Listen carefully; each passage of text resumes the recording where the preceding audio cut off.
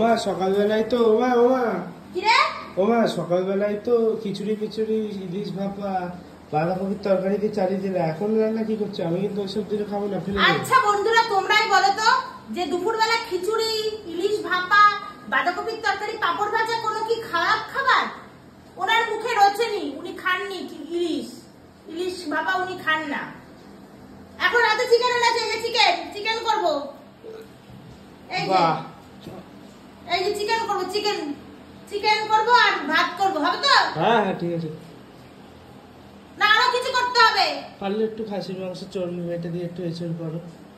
এখন রাত্রিবেলা চর্বি মেটে দিয়ে এটা কোনো কথা? বন্ধুরা তোমরাই বলো তো, এই ছেলেকে নিয়ে কে পারে বলো তো? তোমরা পারবে না এই ছেলেকে নিয়ে? ছেলে মাথা খায় আমার সব সময়। তোর আগের ভিডিওতে কেউ 100টা কমেন্ট করেনি, করেছে দেখা খুলে দেখা 100টা কমেন্ট করেনি কেউ। এই চিকেন লেগ পিসটা কে খাবে? তুমি তো খাও, বড় বড় কথা বলছো। আমি খাই? ছি ছি ছি ছি। ঠিক আছে, রাখো এখন, বন্ধ করো।